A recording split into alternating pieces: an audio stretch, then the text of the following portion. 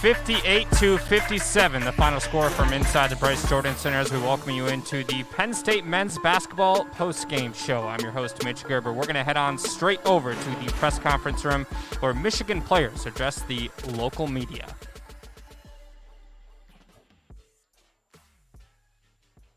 An early double-digit hole, but it doesn't seem like you guys get rattled or lose your composure. I guess just what does it say about you guys to keep fighting back from these deficits?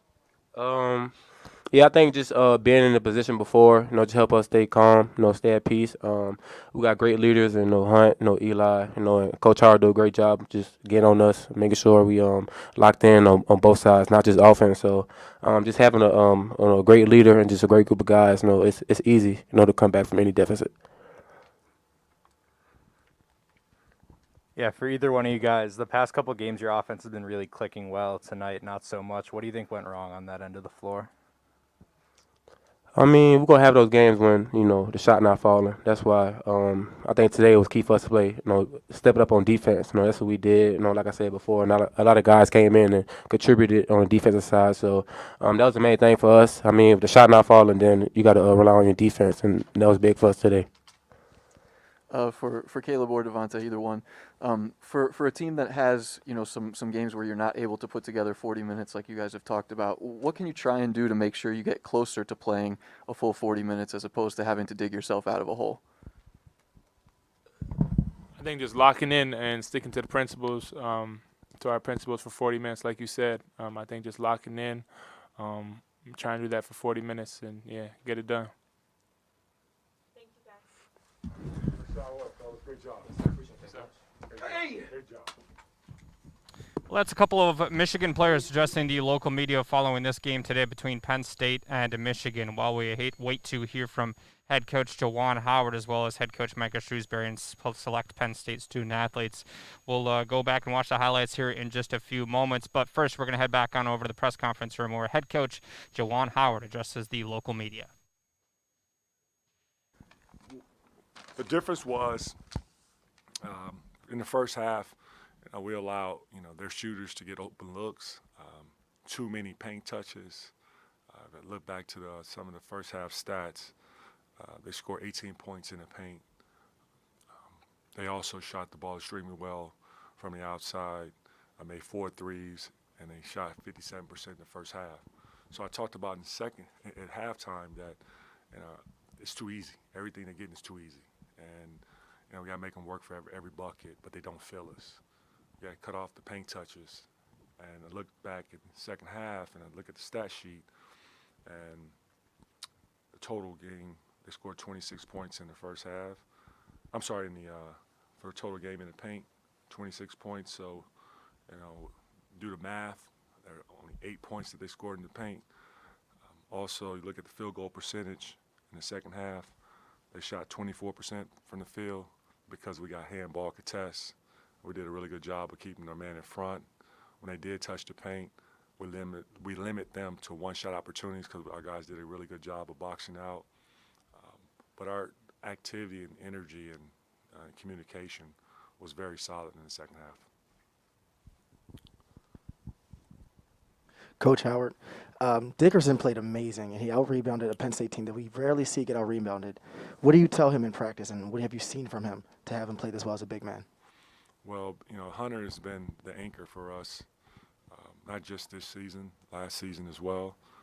Hunter has also did an amazing job of just transforming, reinventing himself from his overall game, not just showing the world that he's an inside scorer. He can play inside and outside. Last year, he played a lot of inside because you had 4 pros that can shoot the ball extremely well, and he sacrificed by playing in the inside for us, for the team. Now, he worked a lot on his game, worked a lot on his body, as well as getting stronger. And so, when you play in a Big Ten, you got to be physical because every night you're going to get a strong physical guy like John, and you're going to go against a guy like Zach and Trevion, and then one night you're going to have Trace, Davis, Jackson Davis. that's how it goes. And you're gonna find, each team you play in the Big Ten, you got to be ready to go with your conditioning, as also with your mindset to compete. And Hunter's a competitor, and you can see it. More times, out there, he gets animated, he gets into it when the crowd, sort of gets on him. He loves to feed off their energy. Juwan, you were able to put together that run late in the first half. How important was it to carry that momentum into the break to maybe get your point across? That was huge. I think I dove on the floor at timeout for a loose ball, just to to show one of our players that every possession matters, and we have to win it in the muscle areas. And anytime there's a loose ball on the floor, we got to be the first to hit the floor. And I think after that timeout, we got stop after stop after stop, and we also scored after those stops. And then look up, at halftime we tied 34, but we did it with defense, and defense, because defensively in the first 10 minutes of the ball game, they didn't feel us. Juwan, you mentioned, the guys were mentioning the leaders on this team. Eli Brooks was a big jumper down the stretch, a lot of big free throws. How much does his experience help in games like this? Huge. The guy is, he's selfless in so many ways. He's smart. He's a competitor. And his teammates can trust him. He's one of the best leaders that I've been around, and I've been around sports for a very long time. As a player, it's great to have a teammate like him because he cares. He's like another coach out there on the floor in games and also in practice. He brings it every time, all the time. This kid, whenever he leaves Michigan, and I'm not trying to run him off, but he has a chance to play on the next level, and the next level could be professionally in the NBA as well as in Europe, because a coach is going to see all the intangibles that he brings that results to winning basketball. Thank you, Coach. Thanks for having me. Stay safe. That is head coach Juwan Howard addressing the local media following tonight's game here inside the Bryce Jordan Center. A couple of good points that he made in that one. Got to make Penn State work for it in the second half. That was his message to his program at the break, and they certainly came out and made Penn State work for it. Before we hear from head coach Micah Shrewsberry and select Penn State student athletes, which will come up here in a few moments, let's go back and take a look at the highlights from this contest between the two Big Ten foes here in State College, Pennsylvania. First half, as Juwan Howard alluded to, Penn State shooting the ball lights out. Got off to a very hot start, including an 18-4 run over 7 minutes and 13 seconds as the Nittany Lions nearly shooting 70% with under 4 minutes to play in that first half. Jalen Pickett led the way for Penn State during that stretch with 10 points. Michigan got off to a sluggish start on the scoring aspect of things, but closed out the first half on an 11-0 run. Juwan Howard, during his post-game press conference right there, said, quote, "That was huge. Have to win the muscle categories," and that's exactly what they did. They were able to look up at the half and have the game tied at 34, and that obviously played crucial late in the second half in this game. Leading scorer at the break was Jalen Pickett with 10 points on 4 of 9 from the field. Penn State with 18 points in the paint to Michigan 6, 10 bench points for the Nittany Lions to the Wolverines 5, and no free throws shot in the first half for Penn State. Score was not indicative of what the game was for Penn State at that point in time. Penn State very much in control despite being tied up at the break. Second half, first bucket in this one didn't come until the 16:50 mark. Kind of crazy when you think about 4 minutes nearly going by to start the second half and what the outcome was in this one. A very physical matchup between these two programs. Second half scoring troubles for both programs. Just 14 combined buckets in that second half. Penn State shooting 24%, Michigan shooting 20% in the second half. Now Howard again said, got to make Penn State work in the second half, and that is exactly what they did in this contest. 58-57, the final score as Jalen Pickett ends up leading the way for Penn State with 14 points and a team-high 40 minutes in this contest. Sam Sessoms, who was out here on the court afterwards getting in some extra buckets, some obviously frustrated moments for him in this game. He finished with 13 points, 3 rebounds, and 2 assists. Penn State shooting 40% from the field, 7 threes, and 26 points total in the paint in this contest. Once again, we'll hear from head coach Micah Shrewsberry and select Penn State student athletes coming up here momentarily. Penn State's going to shift their attention towards Minnesota as that's their next contest this Saturday, February 12th at 8:30 p.m. Eastern Time on the Big Ten Network. Another late one for the Nittany Lions. Tip-off wasn't until 9 p.m. Eastern Time tonight here inside the Bryce Jordan Center as this game was broadcasted on ESPN DOS. He'll be back on the Big Ten Network come Saturday. The next home game for Penn State will be February 15th at 6:30 p.m. on the Big Ten Network. You can catch that, obviously, inside the Bryce Jordan Center. Tickets still remain for that contest, but if you're not able to make it, you can watch on the Big Ten Network. Head Coach Micah Shrewsberry, as well as select Penn State student athletes coming up here momentarily. Thought it was indicative of what Howard said there on that 11-0 run to end the first half. That was huge. Have to win the muscle categories. He was talking about the timeout that they took, and he encouraged, obviously, you got to win those battles on the floor, and that's what they were able to do down the stretch there, and that's kind of when the game shifted as Michigan tied it up at the half, 34-34. Now, if you watch this game, Penn State was in control for much of the first half, and it felt like it was Penn State's game going into halftime despite the score being tied up at 34.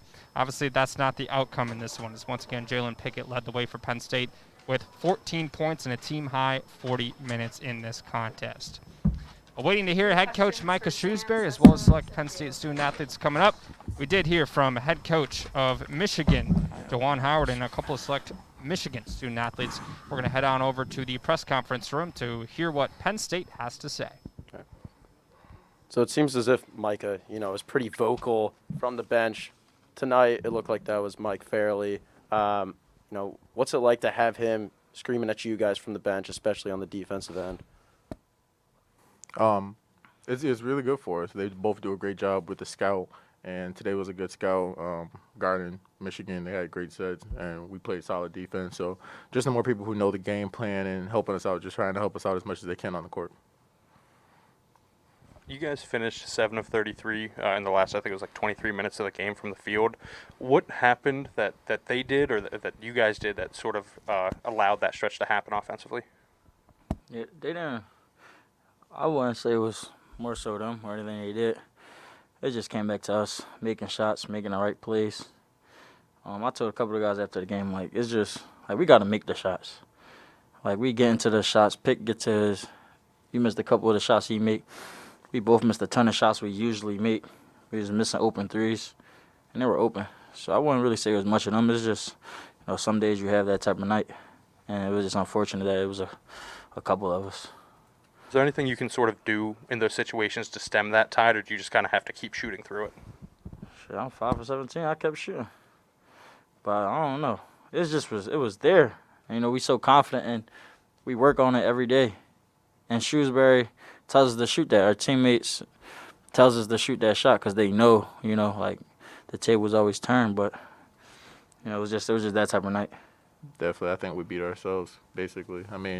We were struggling at one point turning the ball over a lot this season, and then now we're getting it down in the single digits where we want to be. We're just missing a lot of shots. We guard fine. We just got to keep getting in the gym and keep working.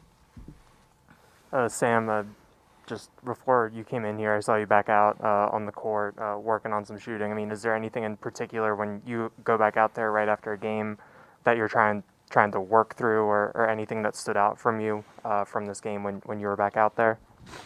Yeah, I was just missing all my layups. That's what it felt like during the game. It felt like I was just missing all the layups that I usually make, that I work on every day. So afterwards, I was just so frustrated with myself. I could just vividly remember a handful of opportunities where I missed the layup, where it was more so me than the defender. So I wanted to get out there and, just end the day on a good note and just, move forward. More on that, you guys shot 40% in the first half, and it dropped significantly in the second half. Did you notice a defensive adjustment from Michigan, or was it just not making shots? They went to a little zone matchup, but we moved the ball great and we got whatever we wanted. At the end of the day, we just got to really stay focused and stay locked in and make shots.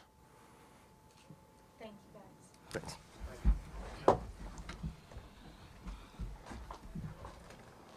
That is Sam Sessoms and Jalen Pickett, who addressed the local media following tonight's matchup between Michigan and Penn State, 58-57, the final score. We'll hear from head coach Micah Shrewsberry coming up here in a few moments. A couple of great points made by those two individuals right there. Sam Sessoms talking about wasn't necessarily anything that Michigan did defensively, and I think that is true. It's more so the fact that they just couldn't hit shots, just wasn't their night. And for more on that, we turn it back over to head coach Micah Shrewsberry.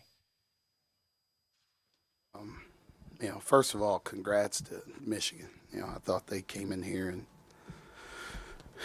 just won a dogfight, and that's kind of what it became in the second half. And, they made the plays when they needed to. We struggled to get them off the glass there in the second half, and I think that hurt us.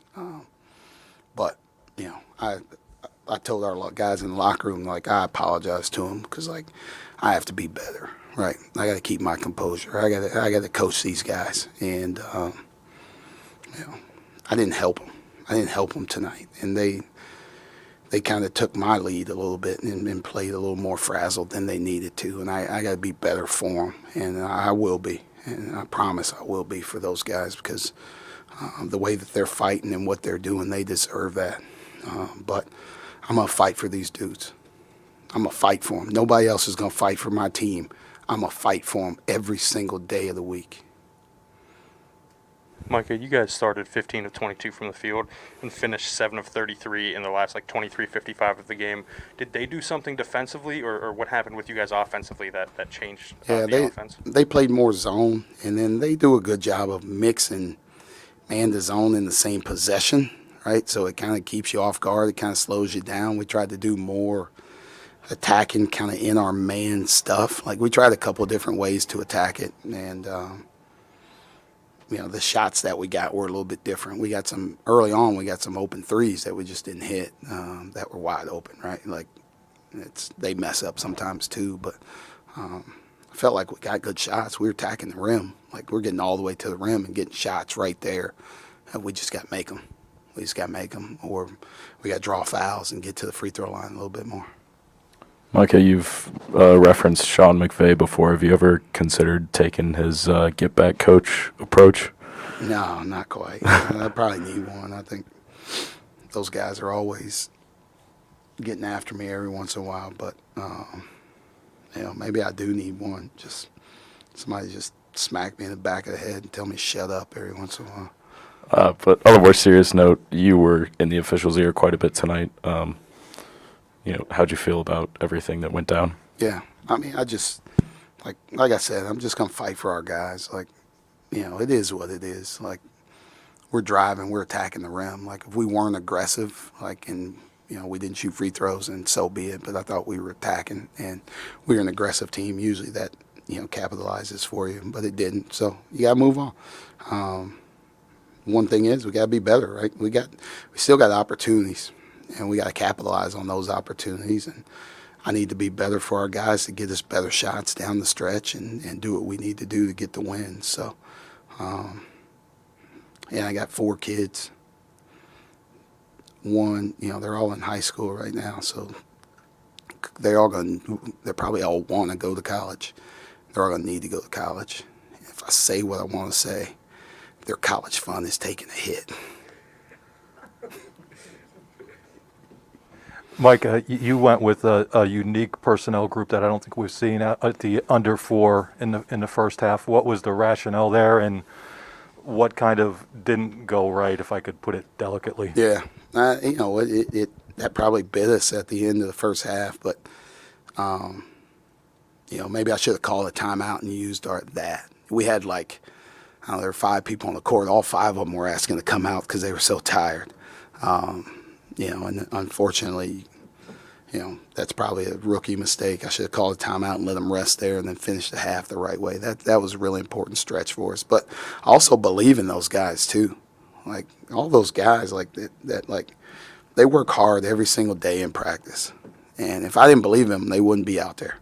I believe in their situations. I believe that they prepare the right way, and you throw them in the game, and then they should do what they need to do. And it just didn't work for us. I thought we were slow getting into a play against the zone, and we ended up, throwing up a late shot clock. We took an early shot when we didn't need one.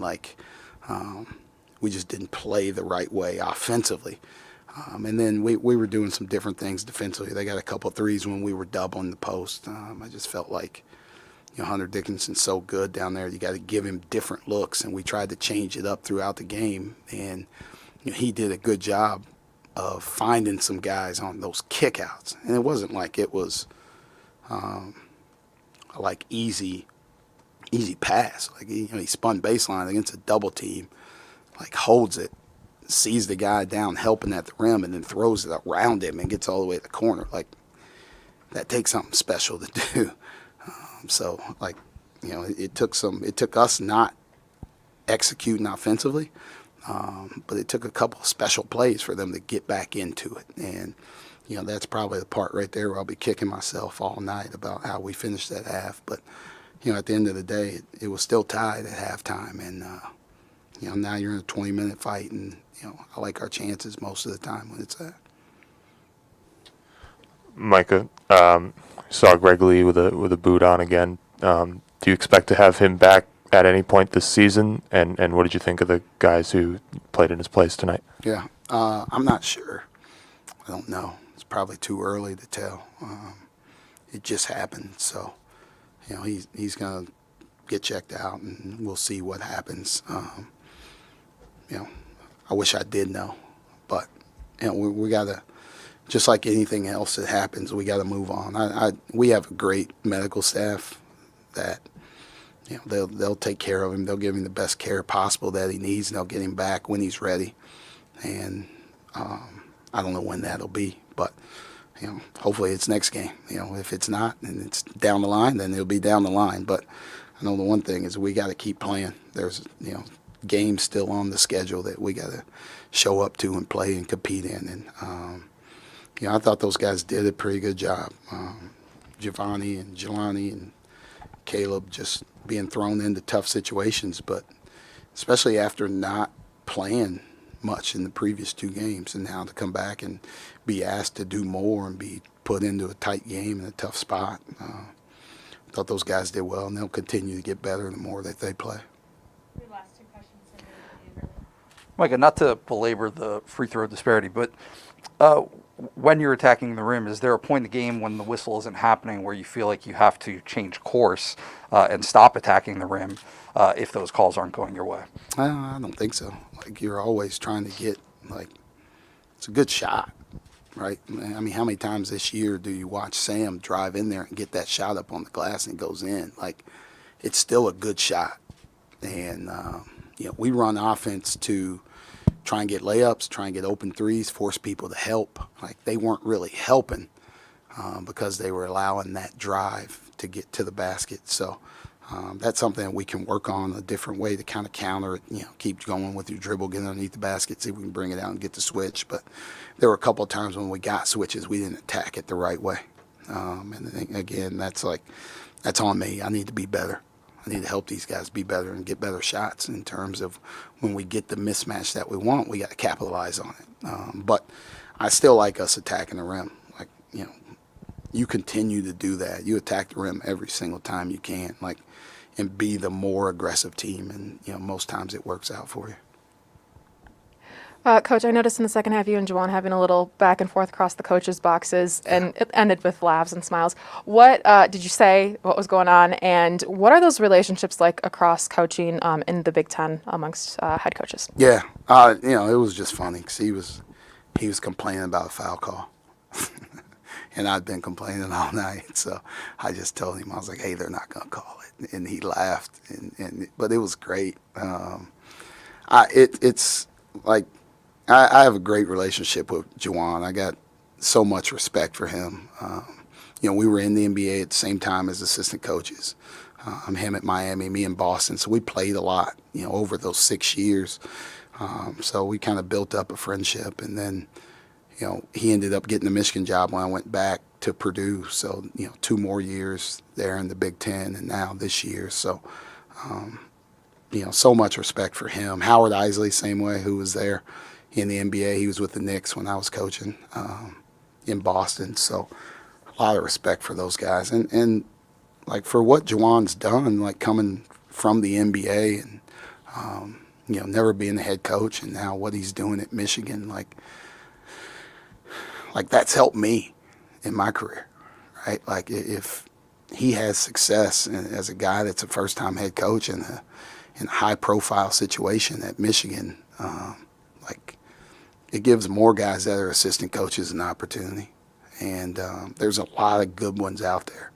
There's a lot of guys that are really good coaches, and if they get an opportunity, I think they'll do a great job. And I give him a lot of credit. I tell him all the time, like, thank you for going there and having success, right? Like, thank you to Mike Boynton at Oklahoma State for going from an assistant coach to a head coach and having some success early on. And, I love it. I love competing against the guys in the Big Ten. Like, it's friendly rivalries. Like, after, I texted with Fran McCaffrey today, just kind of checking on him, seeing how he's doing. Like, I talk to Coach Painter probably 2 or 3 times a week. Greg Gard and I spent time just standing out there talking after the game on the court, and that's how it is. There's a lot of rivalries, but they're friendly rivalries, and I think a lot of respect, and I hope it stays that way when we start beating them.